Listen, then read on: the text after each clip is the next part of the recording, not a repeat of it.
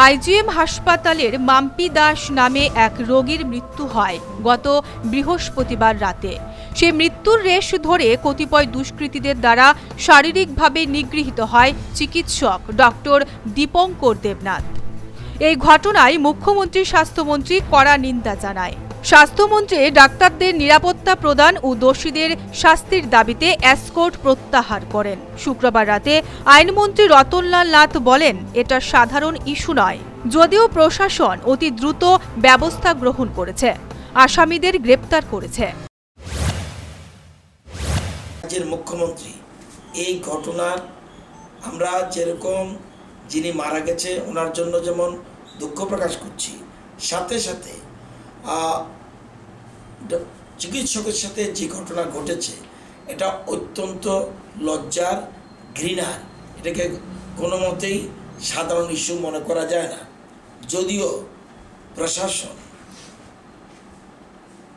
অতি দ্রুত ব্যবস্থা গ্রহণ করেছে এবং আসামিদের গ্রেপ্তার করেছে। আদালত গণতন্ত্রের একটা স্তম্ভ, সুতরাং আদালতের ক্ষেত্রে আমাদের সরকারের কোনো ভূমিকা থাকে না। যারা আইনমন্ত্রী জানান, 5 জন অভিযুক্তের জামিন বাতিল করার জন্য রাতে রাজ্য সরকারের পক্ষ থেকে ওয়েস্ট ডিস্ট্রিক্ট সেশন কোর্টে আবেদন করা হয়। ওয়েস্ট ডিস্ট্রিক্ট সেশন কোর্ট আবেদন গ্রহণ করে পরের দিন অর্থাৎ শনিবার শুনানি হবে বলে জানায়। সাথে সাথে রাজ্য সরকারের পক্ষ থেকে রাতেই মাননীয় হাইকোর্টের কাছে আবেদন জানায় অভিযুক্তদের জামিন বাতিল করার জন্য। রাজ্য সরকারের আবেদন মূলে রাতেই হাইকোর্ট বসে। মাননীয় হাইকোর্টের প্রধান বিচারপতি সঞ্জয় করুলের কোর্ট অভিযুক্তদের জামিন বাতিলের রায় ঘোষণা করেন। মেনশন স্লিপ দিয়ে এবং রাত্রি 9টায় চিফ জাস্টিস আসেন এবং সেখানে রাত্রি 9টায় হিয়ারিং হয়, 9:15 হিয়ারিং হয়। হিয়ারিং হওয়ার পর এবং চিফ জাস্টিস, হাইকোর্টের চিফ জাস্টিস উনি গুরুত্ব অনুধাবন করে এবং পাবলিক ইন্টারেস্ট যেহেতু জনস্বার্থক বিষয় এবং আমাদের রাজ্য সরকারের তরফ থেকে বলা হয়েছে এটা যদি ইমিডিয়েট শোনা না হয় এবং এটা যদি ব্যবস্থা না হয় তাহলে স্বাস্থ্য পরিষেবা ব্যাহত হতে পারে এবং রাজ্যের স্বাস্থ্য পরিষেবার সাথে যুক্ত যারা তারা প্রচণ্ড ক্ষুব্ধ হবে। সুতরাং জনস্বার্থে এই মামলাটা গ্রহণ করা উচিত এবং এটার আদেশ দেওয়া উচিত। আদালত, উচ্চ আদালত এটা গুরুত্ব অনুধাবন করে সাথে সাথে যে নিম্ন আদালত যে অর্ডার দিয়েছিল জামিনের সেটা বাতিল করে দিয়েছে। তিনি আরও বলেন, রাজ্যের জনগণের কথা মাথায় রেখে আন্দোলন প্রত্যাহার করে নিন। আপনারা যা যা করবেন তা অবশ্যই চিন্তা ভাবনা হবে। মামলাটি ফাস্ট ট্র্যাক কোর্টে যাতে চলে তার ব্যবস্থা করা হবে।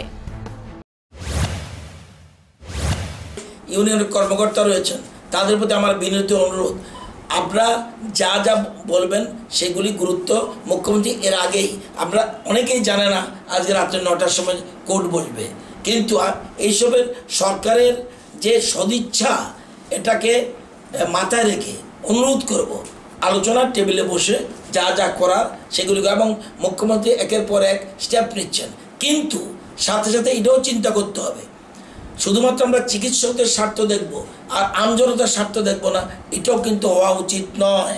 পরবর্তী ফাস্ট ট্র্যাক কোর্টে, সেই ফাস্ট ট্র্যাক কোর্টেও এই মামলাটা যেন ফাস্ট ট্র্যাক কোর্ট দিয়ে, আমি আইনমন্ত্রী হিসেবে বলছি এবং মুখ্যমন্ত্রীর নির্দেশ পেয়েই বলছি, এটা ফাস্ট ট্র্যাক কোর্টেই